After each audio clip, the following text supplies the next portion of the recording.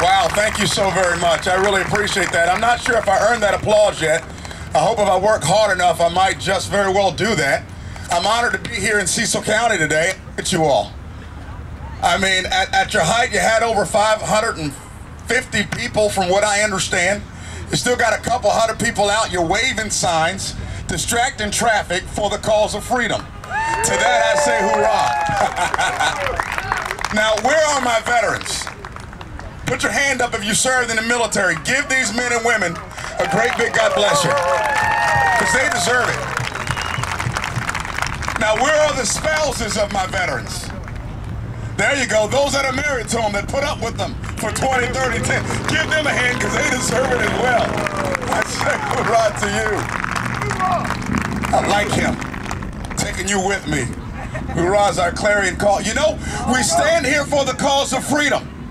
We stand here for the cause of independence.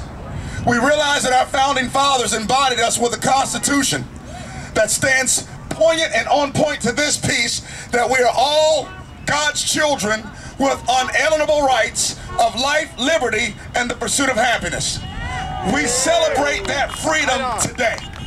And we invite anyone out there that can hear us, regardless of your skin color, your gender, your party affiliation. If you stand for freedom, this is where you need to be on the 4th of July on this Saturday. It's what we stand for. And we are aware, and we do understand here in Cecil County, the same way they understood down there in Harford County, the same way they understand down there in Charles County, the same way they understand over there in Bel Air, across this state today, this morning, and this afternoon, that we all have a responsibility to uphold that freedom, to uphold that liberty, and to ensure our freedoms aren't taken from us. We have to be challenged to that end. Now, what's brought me a whole lot of, I don't know, great feelings today is the fact that I am not standing alone in this thing. As I've gone across this state, and believe me, some of the gentlemen that are with me will tell you, we've been across this state, coming all the way from Charles County this morning.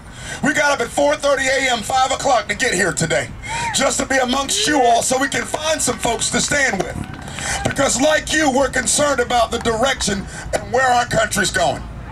But we understand together now, and it's a challenge, it's a charge, that I not only give you, but I've given everyone who would listen, that at some point we're going to have to do more than get excited about a speech.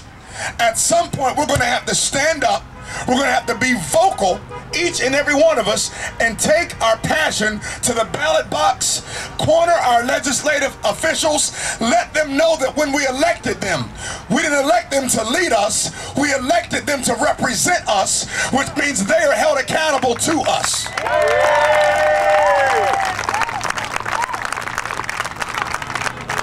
Now, I'm reminded of the 56 signers of the Declaration.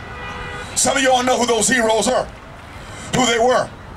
Those 56 signers of the Declaration of Independence, 80% of them lost their life, their welfare, went through turmoil just to sign that Declaration of Independence. And they did that for the freedom that we now enjoy. Now, they never intended for us to take that freedom and become entitlements. They never intended for us to take that freedom and sit back and let somebody else go to work. Because I don't have time to afford someone else's mortgage. I have my own I have to pay. But at the same time, I also don't have time to bail out your businesses. If you decide to make foolish decisions, the market will reward you or punish you based upon what you do. Let your company fall if you make unwise decisions, and another American will raise another company up in its place. That's America. That's America. We don't need help. We can do it ourselves. You know, when I was in Srnica, Kosovo, fighting in the Kosovoan conflict, we misplaced it, sir. We thought we were just going in to be peacekeepers. It turned into a combat zone because they were still fighting. And each were fighting for their own set of freedoms and values. In my platoon, I was a young, savvy platoon commander doing what Marines do best, and that's doing what we're told. Semper Fi, hoorah, whoever said that. And my responsibility was simply with my platoon to shut the city down as best as I could by using vehicle checkpoints and try to stop the flow of weapons in and out of the city. There was one person who caught my attention. He and his family. He was a native Kosovaran. And as he came in on his wagon with his son and daughter in the back of his wagon and his wife, he stopped and pulled me over to the side, sir, and he said, "Can I give your Marines a gift?" See, he'd been banished from his village of Cernica. He was kicked out of his home, forced to live in refugee camps. I said, "Absolutely, sir, just let me know what we can do and what you want to give us, but if you don't mind, give us permission to check it first." I had 46 Marines. I had to make sure they all came back home with me. That's what we do. That's what we do. Well, I checked it and lifted up the canopy, and I found 6 cases of Coca-Cola. I just thought that was great, because we'd been living on hot water and MREs for 6 weeks. So those Cokes, even if they were hot, at least they gave the taste buds something a little bit different to reference to. We accepted it with graciousness, and he thanked us for securing his perimeter, or his city, as he got back inside of his wagon to go to his home. About 30 minutes passed. I made a decision to go on patrol just before dusk. And as I was going through the city of Cernica, we rolled up, I took a left right off the main dirt road, and we came up on him looking at his home with his family. His wife and daughter remained in the wagon, and he and his son stood there looking at their home that had just been rummaged, torn down.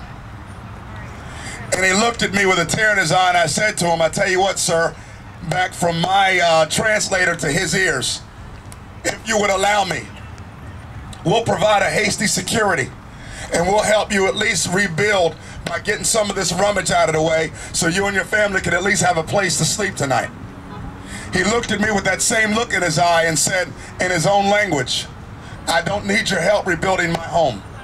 If you would just maintain security for me in the city so I can rebuild it myself, by God's grace, I'll rebuild my home for my family." Now, he was not an American, but he embodied the American spirit that lives in Cecil County, that lives in the state of Maryland, and that still lives in the United States of America. We understand and we know that we don't need a handout. We can do it on our own if you just give us our own money back.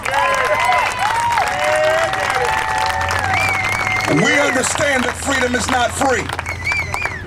Not many of you have heard about the Greatest Generation. You know who they were. They are pioneers that fought in the Great World War. And they were called the Greatest Generation. And they were called the Greatest Generation for a reason, because they sacrificed of their own present for the future of this country and the future of their children, something that we have a hard time doing down there in Annapolis and in Washington, D.C. Let me remind you all of something. The history books will judge us for what we do today. Not just the fact that we're willing to stand out here and the counts of hundreds, sweat a little bit and hear a positive speech, but history books will judge us for what we do after we leave today. We have an opportunity to be written down in that book, in that history book, as the next greatest generation. Every generation has a cause they have to stand up to. Well, this is ours. The challenge is democracy. The enemy is socialized spending. And I want to know, will you stand with me for the sanctity of our nation, to maintain our freedoms, and to bring this country back where it belongs, down the road of freedom, unalienable rights, liberty, and life for all legal citizens in this country?